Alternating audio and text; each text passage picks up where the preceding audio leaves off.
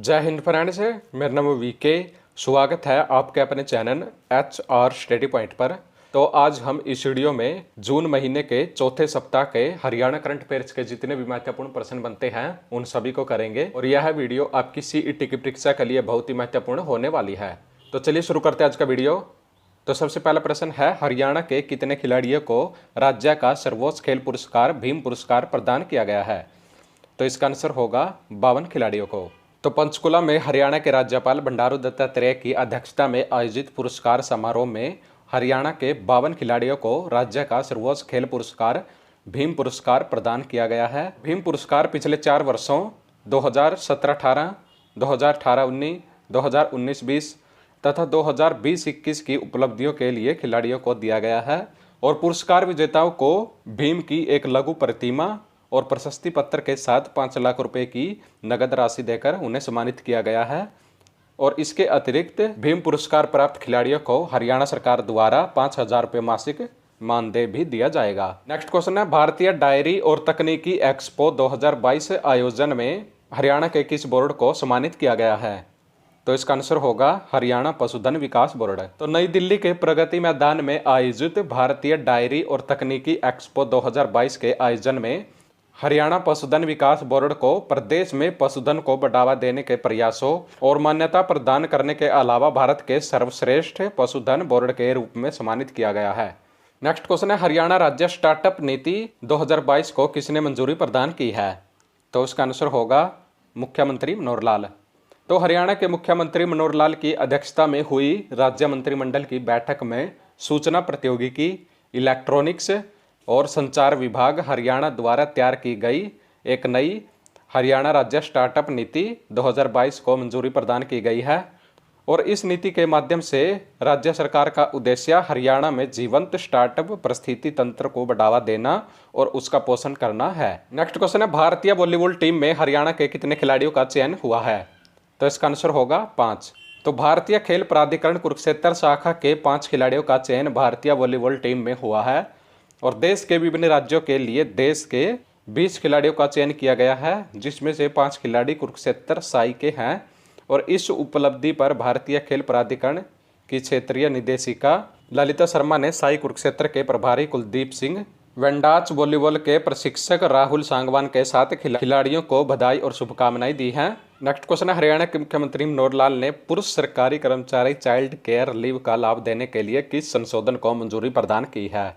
तो इसका आंसर होगा हरियाणा सिविल सेवा अवकाश नियम 2016। तो हरियाणा के मुख्यमंत्री मनोहर लाल की अध्यक्षता में हुई मंत्रिमंडल की बैठक में हरियाणा सिविल सेवा अवकाश नियम 2016 को संशोधित किया गया है। इस नियम को हरियाणा सिविल सेवा अवकाश प्रथम संशोधन नियम 2022 के नाम से जाना जाएगा। तो इस संशोधन के अनुसार एकल पुरुष सरकारी कर्मचारी का मतलब ये है कि अगर पुरुष सरकारी कर्मचारी अविवाहित भी है और उसने बच्चों को अडॉप्ट कर रखा है, वह भी चाइल्ड केयर लीव का लाभ ले सकता है। और अगर विधुर यानी कि अगर किसी की पत्नी की मृत्यु हो चुकी है तो वह भी अपने बच्चों के लिए चाइल्ड केयर लीव का लाभ उठा सकता है। और अगर पुरुष सरकारी कर्मचारी तलाकशुदा है तो वह भी अपने बच्चों की देखभाल के लिए चाइल्ड केयर लीव का लाभ उठा सकता है। तो अब इन सरकारी कर्मचारियों को भी और इससे पहले महिला सरकारी कर्मचारियों को भी 18 वर्ष तक की आयु के अपने 2 बच्चों की देखभाल के लिए पूरी सेवा के दौरान अधिकतम 2 साल यानी कि 730 दिन के लिए चाइल्ड केयर लीव की सुविधा दी जाती है।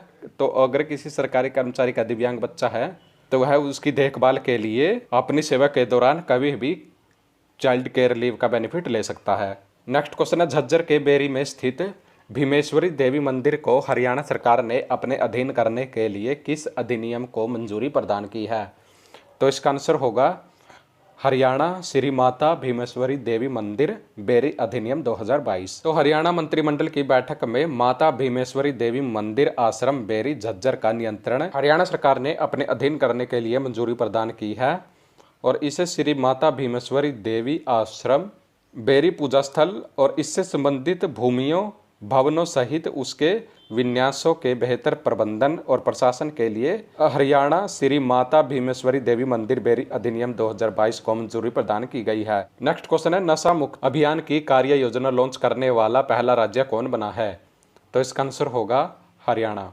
तो नशा मुक्ति अभियान की कार्य योजना लॉन्च करने वाला पहला राज्य हरियाणा बना है। तो नशीली दवाओं के दुरुपयोग और अवैध तस्करी के खिलाफ हरियाणा के मुख्यमंत्री मनोहर लाल ने राज्य को नशा मुक्त करने के लिए करनाल की मधुबन पुलिस अकादमी में स्थित हर्षवर्धन ऑडिटोरियम में हरियाणा राज्य स्वापक नियंत्रण ब्यूरो की ओर से आयोजित एक कार्यक्रम में नशा मुक्त अभियान की कार्य योजना को सार्वजनिक करके एक पुस्तिका का विमोचन भी किया है। और प्लान में प्रयास और साथी नामक 2 ऐप विकसित किए गए हैं जो प्रबंधित दवाइयों और अंकुश लगाने पर काम करेंगे और साथ ही इससे ट्रेनिंग का विषय भी जोड़ा जाएगा। और हरियाणा को नशा मुक्त करने के लिए उक्त एक्शन प्लान के तहत स्कूल, कॉलेजों और विश्वविद्यालयों में धाकड़ कार्यक्रम की शुरुआत भी की गई है। प्रश्न, गीता स्थली ज्योतिसर में भगवान श्री कृष्ण के विराट स्वरूप का लोकार्पण किसने किया है?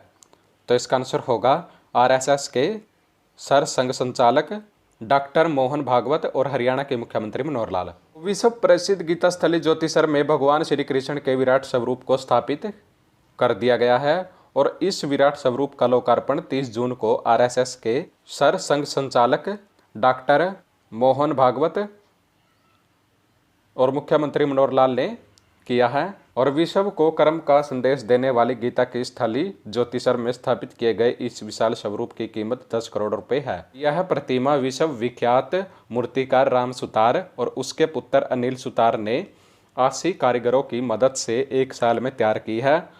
और इस विशाल प्रतिमा का वजन 35 टन है और इसमें 9 चेहरे बनाए गए हैं।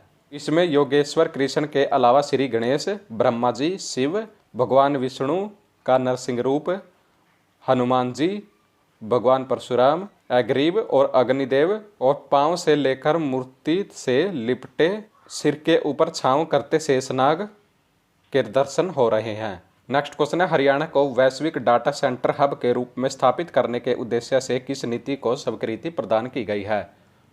तो इसका आंसर होगा हरियाणा राज्य डाटा सेंटर नीति 2022। तो हरियाणा के मुख्यमंत्री मनोहर लाल की अध्यक्षता में हुई मंत्रिमंडल की बैठक में हरियाणा को डाटा सेंटर उपयोग के स्थल के रूप में विकसित करने और हरियाणा को वैश्विक डाटा सेंटर हब के रूप में स्थापित करने के उद्देश्य से हरियाणा राज्य डाटा सेंटर नीति 2022 को स्वीकृति प्रदान की गई है। और इस नीति का उद्देश्य दुनिया के मुख्य उद्यमियों को उद्योग व व्यापार वातावरण प्रदान करके आकर्षित करना है और हरियाणा में 115 से 120 नए डाटा सेंटरों की स्थापना करने की सुविधा प्रदान करना है। तो इन डाटा सेंटरों के स्थापित होने से 7,500 करोड़ के निवेश की संभावना है। और इस नीति के तहत राज्य GST, स्टाम्प शुल्क, बिजली शुल्क में छूट और रोजगार सृजन सब्सिडी के साथ अन्य आर्थिक लाभ प्रदान किए जाएंगे। MSME सेक्टर में हरियाणा को देश भर में कौन सा स्थान प्राप्त हुआ है? तो इसका आंसर होगा तीसरा। तो यह मोस्ट इंपोर्टेंट प्रश्न है। तो MSME सेक्टर यानी कि सूक्ष्म लघु एवं माध्यम उद्यम के प्रोत्साहन और विकास के लिए हरियाणा को तीसरा स्थान मिला है। और प्रधानमंत्री नरेंद्र मोदी की अध्यक्षता में दिल्ली में हुए उद्यमी कार्यक्रम नेशनल MSME अवार्ड 2022 में हरियाणा को सम्मानित किया गया है और जिसमें हरियाणा के उप मुख्यमंत्री दुष्यंत चौटाला को यह पुरस्कार प्राप्त हुआ है। नेक्स्ट क्वेश्चन है, हरियाणा पुलिस को केंद्रीय गृह मंत्रालय द्वारा देश भर में किस क्षेत्र में तीसरा स्थान हासिल हुआ है? तो इसका आंसर होगा हरियाणा पुलिस जांच ऐप। अनुसंधान में आधुनिक तकनीक का इस्तेमाल करने पर केंद्रीय गृह मंत्रालय ने एक बार फिर हरियाणा पुलिस के प्रयासों की सराहना की है और नेशनल क्राइम रिकॉर्ड ब्यूरो और CPF द्वारा राष्ट्रीय स्तर पर आयोजित CCTV NS हैकथॉन और साइबर चैलेंज 2022 में हरियाणा पुलिस जांच ऐप ने देश भर में तीसरा स्थान हासिल किया है। नेक्स्ट क्वेश्चन है, हरियाणा के सभी प्राथमिक कृषि सहकारी समितियों के पैक्स का डिजिटलीकरण करने का निर्णय किसने लिया है?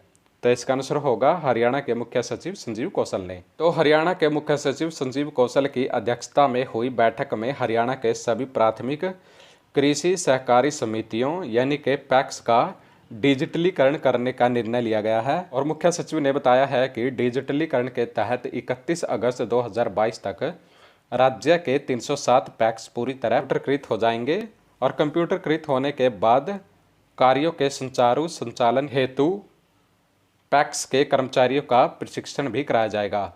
इसके अलावा हरको बैंक और पैक्स को एक सिंगल सॉफ्टवेयर तथा नेटवर्क के साथ एकीकृत करने के लिए तकनीकी विशेषज्ञों द्वारा डीपीआर तैयार की जा रही है। आगामी प्रक्रिया को तेजी से पूरा करते हुए नवंबर माह तक प्रदेश के सभी पैक्स पूरी तरह कंप्यूटरीकृत हो जाएंगे। तो फ्रेंड्स, ये थी आज की वीडियो, और इस वीडियो में हमने जून महीने के चौथे सप्ताह के हरियाणा करंट अफेयर्स के जितने भी महत्वपूर्ण प्रश्न बनते थे उन सभी को किया है।